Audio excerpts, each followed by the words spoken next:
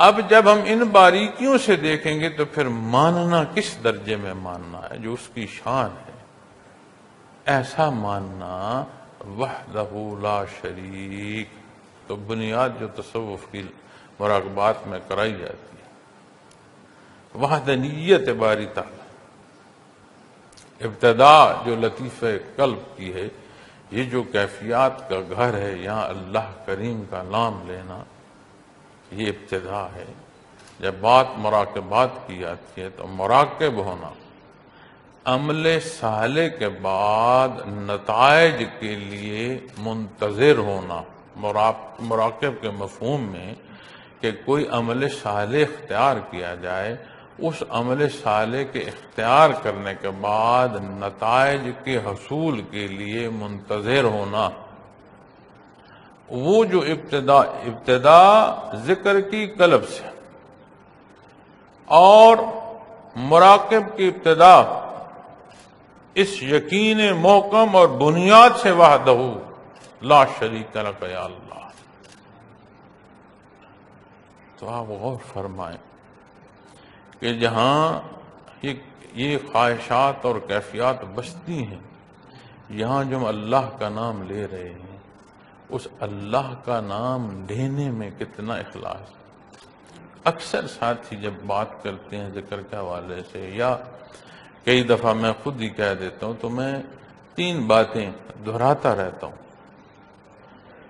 ایک، عبادت خالص اللہ کے لیے کرو اور اس حکم کے مطابق کرو، کمی بیشی نہ کرو۔ تعمیل حکم میں کھڑے ہو، بیچ میں ذات اپنی نہ رکھو، ہمیشہ ذات باری کی طرف دیکھو۔ اللہ کریم کا حکم ہے، اس کا فرمان ہے، بات فرائض کی ہو، بات نوافل کی ہو، بات عمل کثیر کی ہو، بات عمومی زندگی کے کسی حصے کی ہو، ایک شے سمجھو کہ اللہ کا حکم ہے اور بات ختم، اگر مگر لیکن ساتھ نہ کرو، یعنی خالص اللہ کے لیے۔ دوسری، طریقہ درست، ہر حکم کی مطابقت، طریقہ درست، آمیزش نہ ہو۔ ہم دیکھتے ہیں، آپ دیکھیں، سب سے بڑا حکم نماز کا ہے۔ قرآن و حدیث میں نماز کی ادائیگی، اس کے نتائج بیان فرمائے گئے ہیں۔ نبی کریم صلی اللہ علیہ وسلم نے بے نمازی کے حوالے سے کیا فرمایا، فقہ پر بے نمازی کے حوالے سے کتنی بحث ہے، عمر کے کس حصے سے شروع کرنی ہے، اور صحت کے کن کن حصوں میں کیسے ادائیگی ہے۔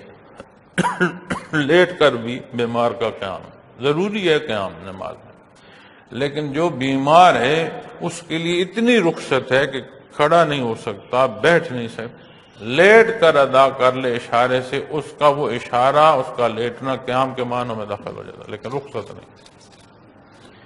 اب کبھی ہم نے غور کیا کہ ایک رکن میں حرکات کتنی کر رہے ہیں، کبھی ہم نے غور کیا کہ ہم رکوع میں گئے ہیں، قیام میں آئے بھی ہیں کہ نہیں، کبھی ہم نے غور کیا کہ سجدوں کا وقفہ بھی پورا ہوا کہ نہیں ہوا، آدھے سے آگے آپ چلے جائیں تو سجدہ دوسرا کیسا ہوگا جب پہلا مکمل نہیں ہوگا۔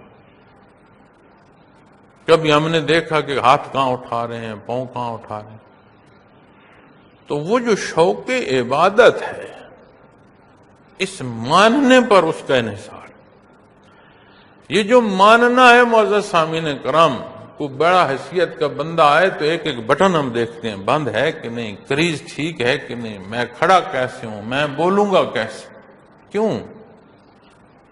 اس کی حیثیت کو ہم جانتے ہیں۔ اس لیے میں نے غالباً کئی دفعہ پہلے بھی یہ بات واقعہ بیان کیا، حضرت جی رحمۃ اللہ تعالی علیہ کے ساتھ میں جا رہا تھا اور ایک مقدمے کی سماعت تھی ڈسٹرکٹ کورٹ میں، جھوٹا مقدمہ تھا۔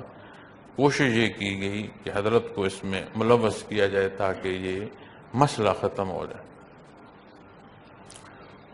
تو میں گاڑی چلا رہا تھا، آپ تشریف فرما ہیں، تیسرا کوئی بندہ گاڑی میں نہیں تھا۔ میں نے محسوس کیا کہ حضرت رحمۃ اللہ تعالی علیہ جو ہیں وہ کسی سوچ میں ہیں. تو میں نے محسوس کیا کہ میں کوئی بات کروں، کوئی موضوع چھیڑ دوں. مجھے خیال آیا کہ حضرت اس سے کوفت کر رہے ہیں، یہ جو جانا یا پیش ہونا. تو اللہ ان کے درجات بلند فرمائے. تو میری دوسری بات پر انہوں نے مجھے ٹوک دیا. انہوں نے سمجھا کہ یہ کیا کر رہا ہے، میرا دھیان بٹا رہا ہے. تو انہوں نے فرمایا بات یہ نہیں ہے کہ میں اس کیس سے پریشان ہوں، بات یہ ہے میں یہ سوچ رہا ہوں کہ ہمیں جیسا انسان ہے، ایک وقتی اختیار اس کے پاس ہے کہ وہ فیصلہ کیا کرے گا، ہوگا پھر بھی وہی جو اللہ کریم چاہتا ہے. ایک وقتی اختیار ہے، تو کل کا سوچ لیں، پتہ نہیں وہ کیا لکھ دے. سوچ میں یہ رہا ہوں کہ اس عدالت یا اس مقدمے کی اتنی سوچ ہے تو اللہ جل شانہ کے حضور جو روز محشر اس کی عدالت میں پیش ہونا ہے، کبھی ہم نے یہ بھی سوچا؟ تو مجھے روک دیا انہوں نے فرمایا نہیں، میں یہ نہیں، اس پر میں اس عدالت کو نہیں سوچ رہا، میں تو یوم محشر کی عدالت کو سوچ رہا ہوں. ایک دفعہ غور فرمائیں، مجھے بھی زندگی کے مختلف تجربات ہوئے ہیں حضرت رحمۃ اللہ تعالی علیہ کے ساتھ. آپ زندگی کے ہر شعبے میں آپ جو ہیں وہ کام کرتے تھے. تو جب آپ زندگی کے ہر شعبے میں کام کر رہے ہو تو ہر شعبے کی جہاں اچھائیاں ہوتی ہیں وہاں جو کمی بیشیاں ہیں وہ بھی ساتھ پھر بندے کو ان میں سے بھی گزرنا پڑتا ہے. آپ یقین مانیں کہ جہاں مقابل کے پاس اختیار ہو اور اس کے اختیار کا استعمال آپ کا فائدہ یا نقصان کر رہا ہو، وہاں ایک دھڑکا رہتا ہے. حالانکہ میں نے یہ بھی دیکھا ہے وہ جو صاحب اختیار ہے اس کو محتاجی میں بھی دیکھا ہے. اپنے سے ہٹ کر کسی اور جگہ دیکھیں تو وہ بھی تو محتاج ہے. اگر کہیں انصاف کی کرسی پر بیٹھا ہے تو جو انصاف کا نظم ہے اس کا تو وہ محتاج ہے نا. اپنے سے بڑے کے سامنے تو وہ بھی جواب دے. لیکن میں نے یہ دیکھا ہے کہ دل کی دھڑکن تیز ہوتی ہے، بندہ سوچتا ہے کہ جانے کیا ہوگا، نقصان ہو جائے. ایک اور ہماری بیماری ہے، ہم نے اپنے اندر ایک خود اپنے عزت کے بت بنائے ہوتے ہیں. میری بے عزتی ہو جائے گی، کام عزت والا کیا ہے یا نہیں یہ نہیں ہم نے سوچنا، لوگ کیا کہیں گے. اور عجیب بات ہے، اللہ ہمارے حال پر رحم فرمائے، بالعموم جب ہم دیکھتے ہیں تو لوگ اللہ پر گلہ کر رہے ہوتے ہیں. جو اللہ رب العالمین پر گلہ کر رہے ہیں ہم کیسے ان کو راضی کر لیں گے؟